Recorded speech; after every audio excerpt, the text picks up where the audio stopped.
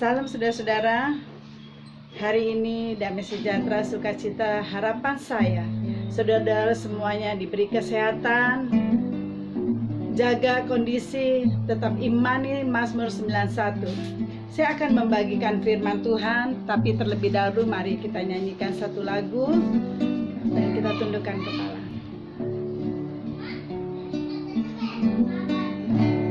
Walau ku tak dapat melihat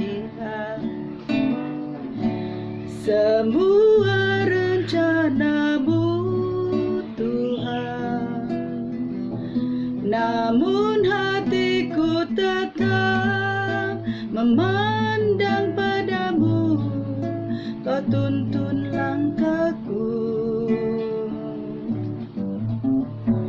Walau ku tak dapat berharap atas kenyataan hidupku, namun hatiku tetap memandang padamu, Kau ada untukku. Namun hatiku tetap memandang padamu, Kau ada untukku. Bapa kami yang ada di dalam surga, kami tidak memandang apa di depan, tapi satu hal yang kami yakini, kami ada bersama-Mu Tuhan. Kau ada selalu bersama kami Tuhan. Tuntun kami di setiap langkah kami Tuhan. Beri kami kekuatan. Bapa, sebentar hamba-Mu akan menyampaikan firman Tuhan. Tutup bungkus hamba-Mu dengan kuasa darah Yesus, dan biarlah Roh Kudus yang beracara. Berkati mereka yang mendengarkan channel YouTube ini. Pulihkan hati mereka di dalam nama Tuhan Yesus Kristus. Sembuhkan yang sakit, hati yang sedih Tuhan, hiburkan. Kami imani Tuhan, kami menerima berkat daripada-Mu Tuhan. Terima kasih Bapa, di dalam nama Tuhan Yesus Kristus, Allah Bapa kami yang hidup dan Roh Kudus. Amin. Hari ini saya akan membagikan firman Tuhan yang saya akan ambil di kitab Mazmur ayat 6, Mazmur 6 ayat 7 sampai 8. Kitab Mazmur 6 ayat 7 sampai 8 saya akan bacakan. Mataku mengidap karena sakit hati, rabun karena semua lawanku. Menjauhlah daripadaku kamu sekalian yang melakukan kejahatan, sebab Tuhan telah mendengarkan tangisanku. Di sini firman Tuhan, kitab Mazmur adalah kitab yang dibuat oleh Raja Daud. Jadi seorang Raja Daud, dia itu sekalipun dia hidup di dalam Tuhan, tetapi dia punya hati yang bisa mengalami sedikit rasa sedih, rasa galau, kalau orang bilang sekarang ya, itu wajar, hal yang wajar. Tapi satu hal, Raja Daud tetap bersyukur pada Tuhan dengan apa problema yang dia alami.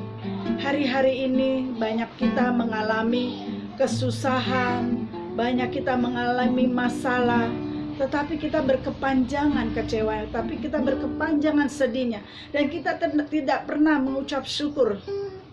Nah, kita bisa ambil dari Raja Daud.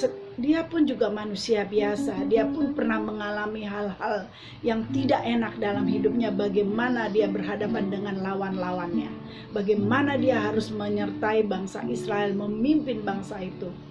Jadi saat itu dia mengalami hal yang sangat luar biasa, tetapi dia tidak pernah marah sama Tuhan. Dia menangis, mengungkapkan isi hatinya, dia mencurahkan isi hatinya pada Tuhan.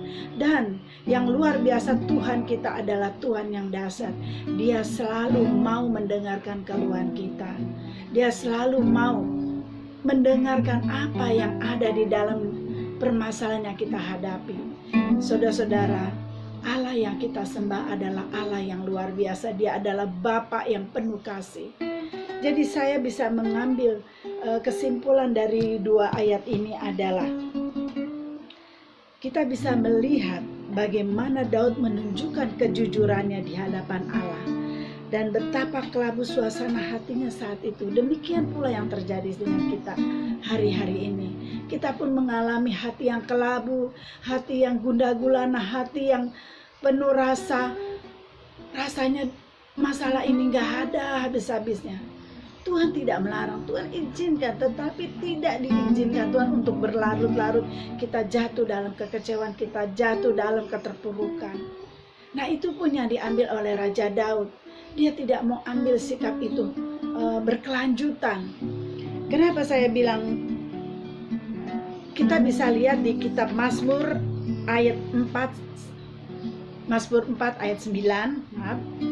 Di sini dikatakan di kitab Mazmur 4 ayat 9,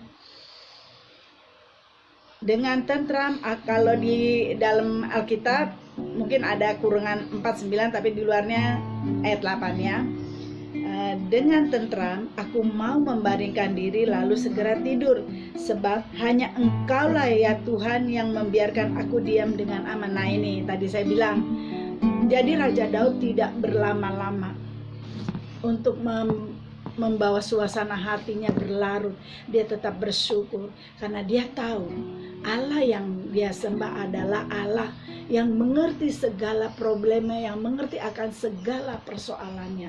Dia tidak pernah kecewa dengan problema yang dia hadapi, tetapi dia bersyukur. Dia katakan, aku tentram dan aku mau membaringkan diriku lalu segera tidur, sebab hanya Engkaulah Tuhan yang membiarkan aku diam dengan aman. Jadi banyak orang dengan persoalan masalah kadang susah tidur, sehingga mereka lari minum obat, lari mencari kesenangan, pulang minum-minum lalu tertidur. Tapi lihat, Raja Daud tetap bersujud di bawah kaki Tuhan.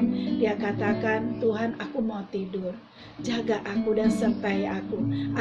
Aku percaya ketenangan batinku hanya ada di dalam Tuhan. Nah, ini yang Tuhan sangat suka dengan Daud.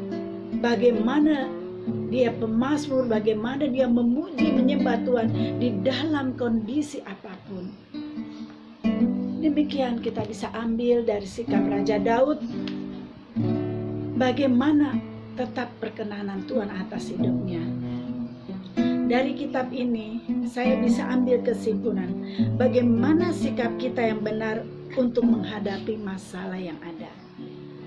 Saya pelajari ayat ini dan saya renungkan, saya ambil 4 kesimpulan. 1, jangan putus asa, tetap terus percaya kepada Tuhan. Jadi bagaimana sikap kita untuk tetap menghadapi masalah yang ada saat ini? Yaitu 1, jangan putus asa, tetap terus percaya kepada Tuhan.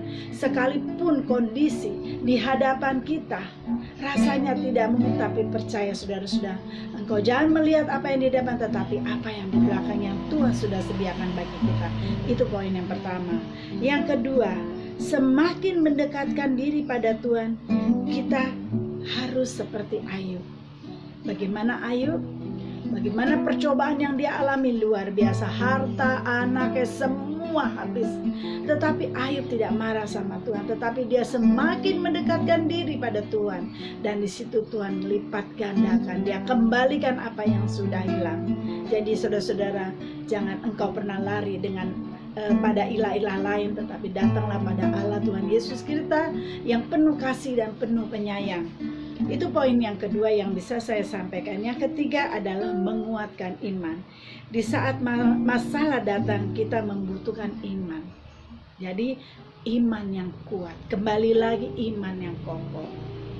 Kalau poin pertama, poin kedua, kalau yang ketiga tidak ada iman, kita tidak percaya pada Tuhan, semuanya sia-sia. Jadi iman nih, bahwa apa penyertaan Tuhan dalam hidup kita, Tuhan tidak akan membiarkan kita jatuh tergeletak. Tuhan tahu segala persoalanmu, Tuhan tahu segala masalahmu. Dan yang terakhir, tetap bersyukur kepada Tuhan. Jadi 4 poin ini. Poin pertama, jangan putus asa. Kedua, semakin mendekatkan diri pada Tuhan. Ketiga, iman yang kuat. Dan yang keempat, tetap bersyukur dalam kondisi apapun. Baik kita sakit, baik kita tidak punya uang, baik kita punya persoalan, Tuhan, aku bersyukur. Hari ini aku bisa lalui semua ini. Aku bersyukur dengan semua percobaan, dengan semua ujian yang aku terima.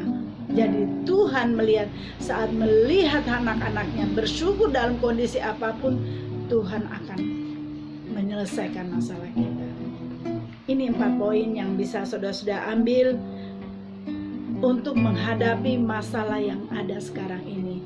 Hari-hari ini krisis ekonomi, virus corona, janganlah ini menjadi batu sandungan buat kita untuk mengasihi Tuhan, tetapi tetaplah terus mengasihi Tuhan di situasi yang sekarang ini terjadi.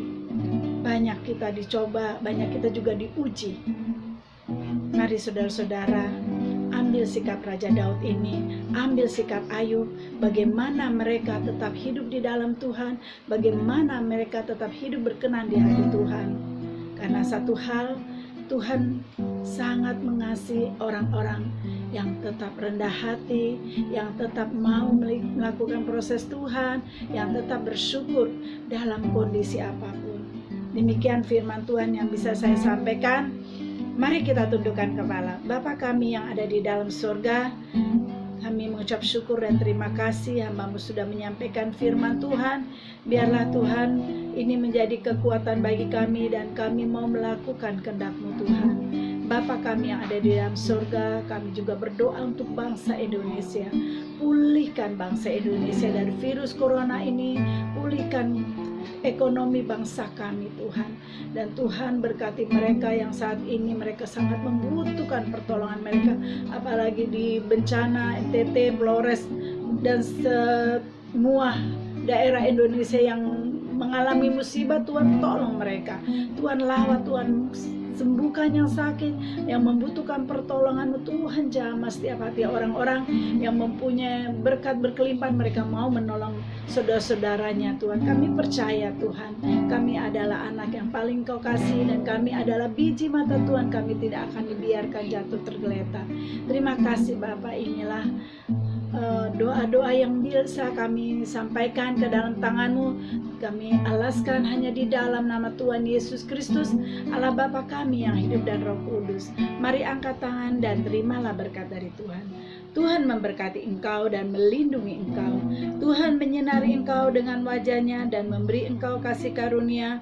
Tuhan menghadapkan wajah-Nya kepadamu dan memberi engkau damai sejahtera. Terimalah berkat dari Allah Bapa, cinta kasih Tuhan Yesus Kristus, penyertaan Roh Kudus dari hari ini sampai selama-lamanya. Di dalam nama Tuhan Yesus Kristus, Allah Bapa kami yang hidup dan Roh Kudus. Mari kita yang percaya katakan amin. Jangan lupa subscribe. Tuhan berkati.